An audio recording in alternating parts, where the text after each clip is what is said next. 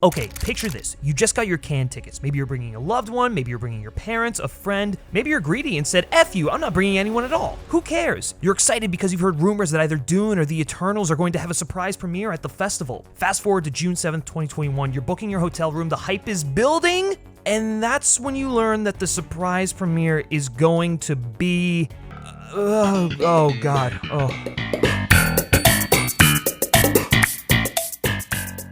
How does a franchise die? Do its creators stop caring? Do the stories lose touch with the intentions of earlier entries? Does the premise get stretched so incredulously thin that the entire foundation of what made audiences originally fall in love with it just collapse? Most franchises that have lasted for more than just a handful of films have committed all of the above sins at least once. On the rare occasions, such as with my forever franchise James Bond, the abysmal failure of one film can cause a phoenix to rise from the ashes and rejuvenate the property. Most times, however, the series atrophies and disfigures itself into something no longer recognizable until it mercifully dies.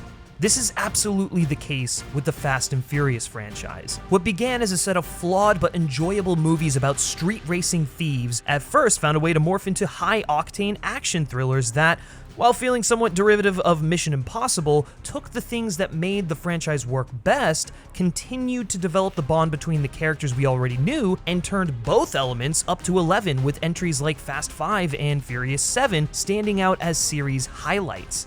There's definitely a certain absurdity to all of these films, especially from Fast 5 onwards, but there was at least a 3 or 4 film long stretch where the absurdity was reeled in just enough to not break anyone's brain and was utilized in different and compelling ways, each entry feeling at least a little distinct from the others. Furious 7 is a particularly interesting case. It's like the double-edged sword of the franchise. In its own right, it's a meaningful and heartfelt tribute to Paul Walker, and its action sequences strain credulity of the franchise near its breaking point, but never over it. If it were the final entry in the series, it would be perfect, allowing the films to go out with a bang, but also with a feeling of wholeness. One which, the very moment they began production on an 8th film, they automatically sealed their fate. They would never be able to find their way back to that perfect feeling. They had used their nitrous too early, and now it's gone even though they're still making entries. Fast forward to 2021 and we arrive at, F9. I don't even know where to begin. It's useless to try and even set the stage for this disaster. A plot summary? What plot? There's some nonsense about a satellite hijacking thingy that means nothing. Dominic Toretto suddenly has a brother we've never heard of. And his name is John Cena! And this, whatever the hell this is. Oh, and the franchise literally goes to space. I know it's something people have been asking for, but I promise you, it didn't pan out the way you were hoping.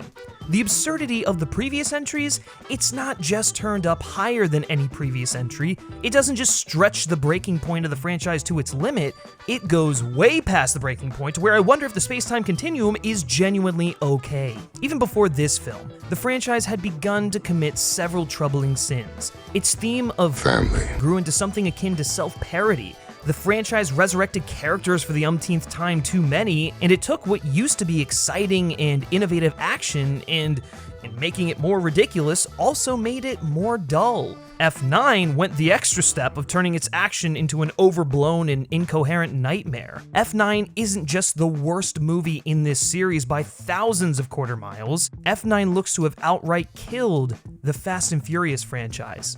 Oh, and having your newest cast member deny the sovereignty of an entire country just to appease the Chinese government probably didn't help. 你好，中国，这是叫西呢。我爱更尊重中国更中国人。我很抱歉。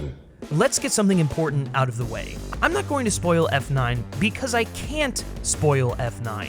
The trailers and even the movie poster already did that for me.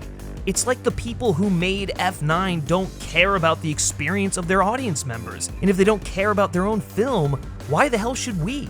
What is there even to reveal other than never before mentioned family members of Dom appearing out of thin air? Well, for one, Cypher is suddenly back. Except, she doesn't really do anything. She remotely pilots a drone a couple of times and magnetically catches a speeding car in midair with it. She then proceeds to spend the rest of the film in a glass cage. Literally. Meanwhile, Dom's magically appearing brother is also a bad guy working to steal the space thingy because when he was a kid, Daddy had him mess with his car before a big NASCAR race so that he could take a dive for money or something.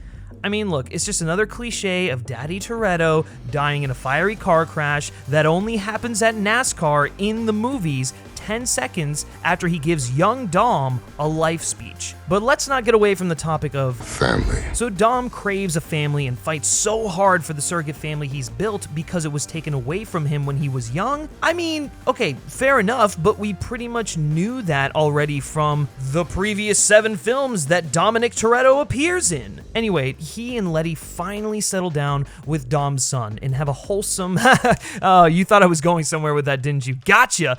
They actually hear about some BS involving Kurt Russell's Mr. Nobody, and Letty immediately abandons Dom and the boy to go track him down and help out the rest of their crew. Dom stays behind to be a good father for about 15 seconds or so, and then he drops off his son with Paul Walker's ghost, says see ya, and heads off to the jungle with the gang.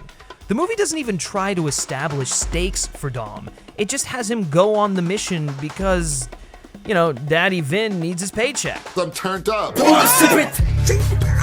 Characters flat out cheat death multiple times in a row. If I have to suffer through one more character surviving a deadly fall because they land with full force on a car instead of the ground, I might run myself over. And then Ludacris and Tyrese drive across a flimsy bridge in a heavy-duty APV even though it has literally collapsed underneath them. Since the bridge is now out, we get the magical Dominic Toretto car bungee jump that he had no time or reasonable way to have been able to calculate or set up, and that should have killed him and Letty about 6 times over. Was this screenplay written in the offices of Sterling Cooper Draper Price that one time where everyone got injected with amphetamines? One great idea can win someone over. Dear Lord, you're as good as they say. That was very inspiring. Do you have any idea what the idea is? No. Look, I get there's appeal to the absurdity, but at some point, you just cross too many lines. Dominic Toretto has turned into a parody. I don't know if he's a parody of himself or a parody of Vin Diesel at this point, but it's borderline comedic the way the character operates. In that sequence, he doesn't show any concern or doubt about what he does. He just does it, and thus we don't feel the urgency, the stakes, those pieces of emotion that make you care about the safety of these characters. Every single bit of action Dom is involved in plays out casually on his part, as if he's done it before. Maybe he gets away with it for some of the other car stunts, but a bunch of these scenes feature him doing things that are a combination of super genius and superhuman without the amount of effort it takes to open a door. And it's not like we haven't seen characters in the Fast and Furious franchise do absurd, borderline superhuman things before, but it's never come from Dominic Toretto. If this was The Rock's Hobbs doing these things, it might at least be true to his character, but Hobbs isn't even in the movie. That turns the whole thing suspect because he's the character who introduced all the secret agent insanity to the series to begin with. In fact, you could even see Xander Cage doing some of these things, but Dominic Toretto isn't Xander Cage, and the franchise seems to have forgotten that. Let's face it, these films have been poor man's copies of Mission Impossible since at least the 6th film, and that doesn't make them bad, but it's important to note. What they seem to have completely forgotten at this point is that the reason most of the MI films are great is because the action sequences, the decisions the characters make during them, the way the stunts play out, all service the story. They also know when to draw a goddamn line in the sand and understand that you can bungee jump a person, but you cannot, with any reasonable expectation of a positive result, bungee jump a speeding car. And people get hurt or even killed in Mission Impossible. You don't see Ethan Hunt just walk away completely unscathed after he smacks a vehicle into a cliff at terminal velocity. There are no stakes to the action sequences in F9. It probably has the least amount of stakes in any of the Fast and Furious films, yet it keeps reminding you that there are stakes at play here. Where? I can't feel them or see them for that matter, because everyone is invincible. I don't care how often your screenplay has Ludacris and Tyrese Gibson trading jokes about it. Just because you call it out for being ridiculous doesn't absolve you from it. That's just lazy and poor screenwriting. And it's not enough that the characters are invincible. Even when the Fast and Furious franchise has killed a character, it unfailingly brings them back to life. Remember the whole Letty is dead fiasco? Well, guess what? Han's alive. I wouldn't have mentioned this as it's a pretty big deal considering he's been dead for 6 movies, except there he is, on the poster and in all of the marketing. Of course, the movie treats this like it's some big reveal, but none of the impact is there because the people who made the film flat out spoiled it beforehand. What's even the point of giving him a hero shot entrance? Might as well just start the film with him bursting out of the top of his exploded car from Tokyo Drift or however the hell he magically got out of there, which also makes no sense. And on top of that, the reasoning for his death and everything that surrounds his little side arc doesn't really work until the film shoves it together and forces an interconnected cinematic universe onto you. And speaking of, the dudes from Tokyo Drift show up and they're literally rocket scientists. That's it. That's all I got for you folks. But hey, you know, at least it allows Tyrese and Ludacris, and by extension the series, to literally go to space. F9 spends its rare moments where it isn't mind-meltingly stupid, showing us an endless deluge of flashbacks. Whether they're young Dom flashbacks, or young John Cena flashbacks, or Han flashbacks, it just never ends. And it's never purposeful. It doesn't service the story or make us care about these characters. It's used as exposition and to just make some semblance of sense out of the convoluted and loosely connected narrative they've just stitched together. I mean, the film is entirely too long to begin with, and it probably has around 45 minutes of flashbacks that you can just excise from it completely. Actually, you know what? I take that back. The entire movie can be excised. It's completely broken from the foundation up. I would argue, particularly as someone who genuinely enjoys almost all of the films in the series, that F9 is more than anything else an insult to the series' fans. After the numerous movie franchises you can point to as examples of not to do this, I don't know how anyone could make a film like F9 just assuming that the fans will eat up whatever pile of garbage you hand them on a plate. It's insultingly arrogant and condescending that anyone in charge looked at F9 and considered it acceptable to bombard audiences with. Absurdity can only go so far before it becomes tedious. It loses its charm. A franchise can only go bigger and ride its own coattails for so long before it undergoes a catastrophic failure. F9 not only takes the absurdity too far, it exposes this series for what it's become. A machine in which each successive entry is just a more ridiculous, pale imitation of the previous one. These films have quite literally become Fast and Furious by numbers without any of the charm or identity, and taken to such ridiculous extremes that they sacrifice telling a story so that they can instead string together a bunch of ridiculous action sequences that aren't even that impressive to experience on the big screen. People might characterize the Fast and Furious films as just being that, and there might be some level of truth to the notion that that's all its fans care about.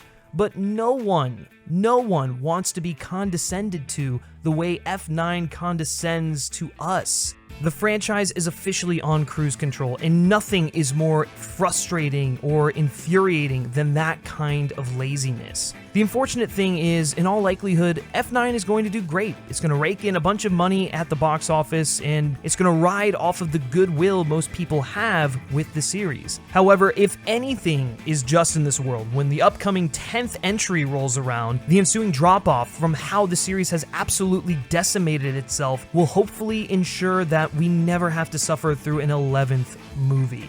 And I'm really quite disappointed to say that because I enjoy these films for what they are. It was a good few quarter miles Fast and Furious, but it's time we crossed the finish line. Oh, and also, just so we're all clear, Taiwan is in fact a country. Hey guys, thank you so much for checking out this video.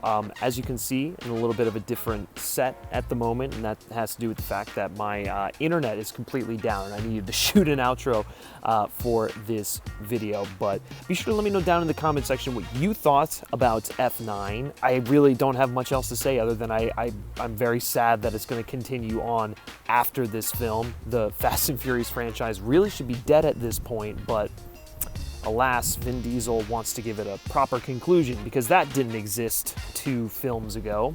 But if you haven't done so already, be sure to like this video, share with your friends, and subscribe to the FilmSpeak channel so you don't miss out on more movie reviews, video essays, interviews. We like to say this is the place where the conversation continues after the credits, and of course we'd love to have you be part of that conversation. So as promised, the next video is going to be about Bo Burnham's Inside. Like I said, I got a little caught up in the writing process, so I wasn't able to finish that in a timely manner, which is probably better for the overall essay, so you'll have that to look forward to. Hopefully next week I'll give you more information, as I finish the script and such, but it's coming along well. I think you guys are gonna really dig that one.